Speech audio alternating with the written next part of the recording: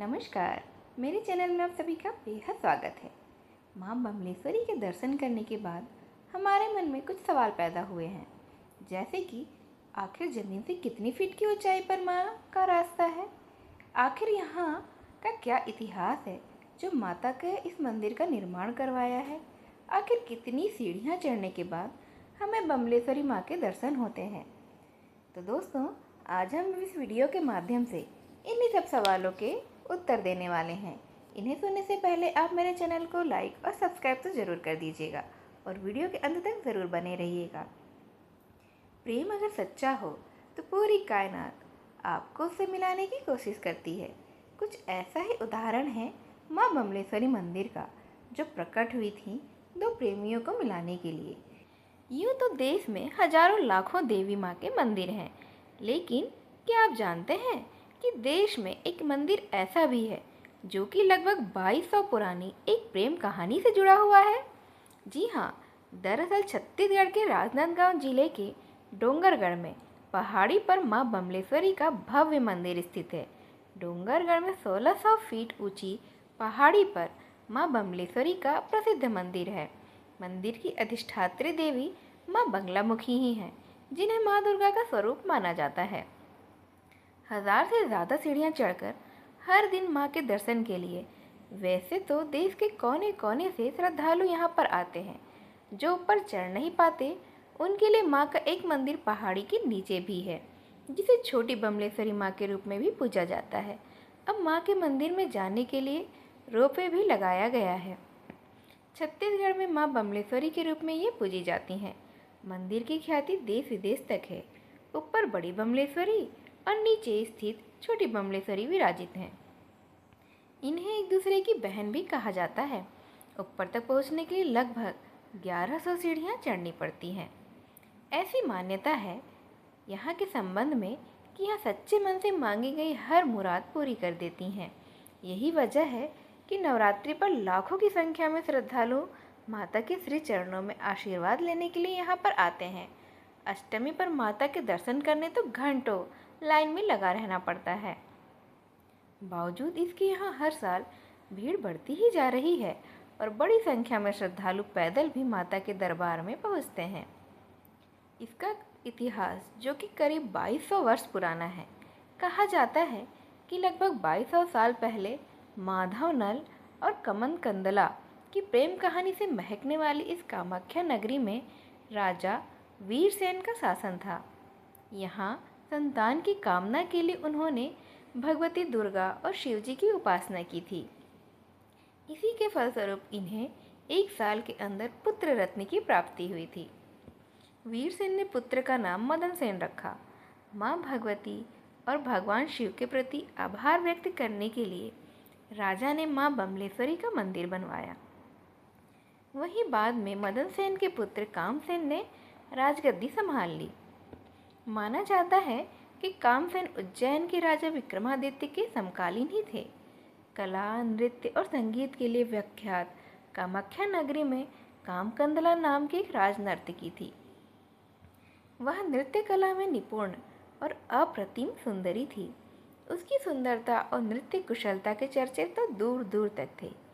एक बार राज दरबार में कामकंदला का नृत्य हो रहा था।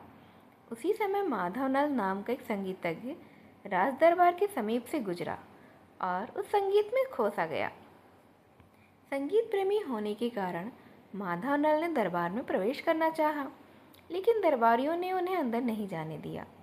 माधवनल बाहर ही बैठकर तबले और घुंघरू का आनंद लेने लगे।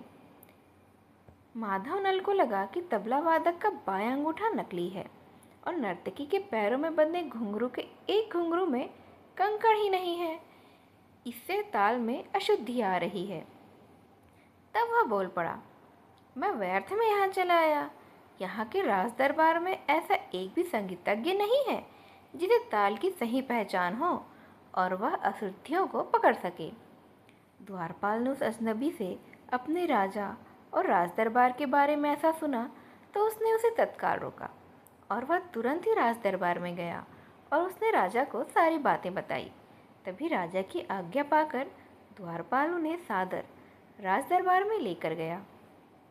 उनके कथन की पुष्टि होने पर उन्हें संगत का मौका भी दिया गया। उनकी संगत में कामकंदला नृत्य करने लगी। तब ऐसा लग रहा था मानो राग रागिनियों का अद्भुत संगम हो रहा हो। तभी अचानक एक भौरा कामकंदला के वक्ष पर आकर बैठ गया। थोड़े समय के लिए कामकंदला का ध्यान बटा और नृत्य चातुर्य ने उसके भौरे को अपने मन से उड़ाना चाहा। उसका ध्यान बटा जरूर था, लेकिन उसने अपने नृत्य कला से उस भौरे को उड़ा दिया। इस क्रिया को कोई नहीं देख पाया, मगर माधवनल सब देख रहा था। इस घटना ने माधवनल को कामकंदला का दीवाना सा बना दिया। दोनों में प्रेम हो गया, जो राजकुमार मदनादित्य को बिल्कुल भी अच्छा नहीं लगा।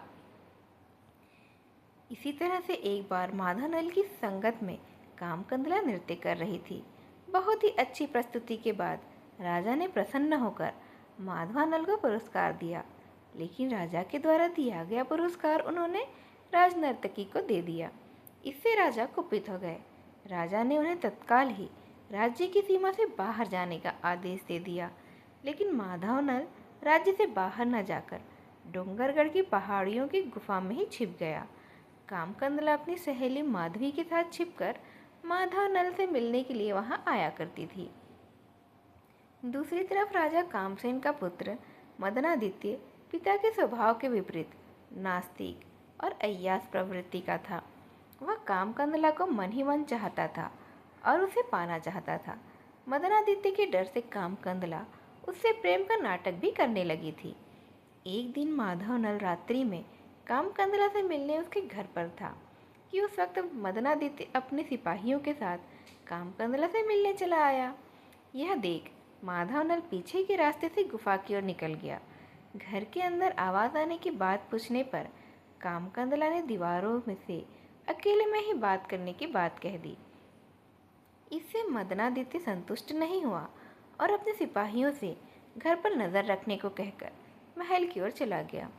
एक रात्रि पहाड़ियों से वीणा की आवाज़ सुन वह कामकंदला को पहाड़ी की तरफ जाते देख मदनादित्य रास्ते में बैठकर ही उसकी प्रतीक्षा करने लगा, परंतु कामकंदला दूसरे रास्ते से अपने घर लौट गई थी। मदनादित्य ने शक होने पर कामकंदला को उसके घर पर ही नज़रबंद कर दिया था। इस पर कामकंदला और माधवनल माधवी के माध्यम से पत्र व्यवहार करने लगे, किंतु मदनादित्य ने माधवी को एक रोज़ पत्र ले जाते पकड़ लिया। डर और धन के प्रलोभन से माधवी ने सारा का सारा सच उगल दिया था। मदनादित्य ने कामकंदला को राजद्रोह के आरोप में बंदी बनाया। उधर माधवनल को पकड़ने सिपाहियों को भेजा। सिपाहियों को आते देख माधवनल पहाड़ी से निकलकर भागा और उज्जैन जा पहुंचा। उस समय उज्जैन में राजा विक्रमादित्य का शासन था, जो बहुत ही प्रतापी और दयावान राजा थे। माधवनल की करुण कथा सुन उन्होंने माधवनल की सहायता करने की सोच अपनी सेना कामाख्या नगरी पर आक्रमण कर दिया। कई दिन के घनघोर युद्ध के बाद विक्रमादित्य विजयी हुए और मदनादित्य माधवनल के हाथों मारा गया। इस युद्ध से वैभवशाली कामाख्या नगरी तो पूर्णतः ध्वस्त हो गई थी। चारों ओर अवशेष ही अवशेष और डोंगर ही बचे रहे तथा इस प्रकार डूंगर राजी नगर पृष्ठभूमि तैयार हुई थी। युद्ध के पश्चात विक्रमादित्य द्वारा कामकंदला और माधवनल की प्रेम परीक्षा लेने के लिए जब यह मिथ्या सूचना फैलाई गई कि युद्ध में माधवनल वीरगति को प्राप्त हुआ है, तब कामकंदला ने ताल में कूदकर प्राणोत्सर्ग कर दिया था। वह तालाब आज भी कामकंदला के नाम से विख्यात है। उधर कामकंदला के आत्मसर्ग से माधवनल ने भी अपने प्राण त्याग दिए। अपना प्रयोजन सिद्ध न होते देख राजा विक्रमादित्य ने माँ बमलेश्वरी देवी बगलामुखी की आराधना की और अंततः प्राणोत्सर्ग करने को तत्पर हो गए थे। तब देवी माँ ने प्रकट होकर अपने भक्त को आत्मघात से रोका। तत्पश्चात विक्रमादित्य ने माधवनल और कामकंदला के जीवन के साथ यह वरदान भी मांगा कि माँ बगलामुखी अपने जागृत रूप में पहाड़ी में ही प्रतिष्ठित हो जाए। तभी से माँ बगलामुखी और इनका अपभ्रंश रूप बमलेश्वरी देवी साक्षात रूप में डोंगरगढ़ में प्रतिष्ठित हैं। तो यह थी कहानी दो प्रेमियों के बलिदान की, जिसके फलस्वरूप ही छत्तीसगढ़ में राजनांदगांव शहर में ही माँ प्रकट हुई। जिन्हें हम बमलेश्वरी माँ के नाम से जानते हैं। यह माँ बंगलामुखी का ही अपभ्रंश है, जिसे छत्तीसगढ़ी में माँ बमलेश्वरी के रूप में कहा जाता है। यह थी कहानी और यह थी वीडियो। इसे यहाँ तक ध्यान से सुनने के लिए आप सभी का बेहद धन्यवाद। नमस्कार।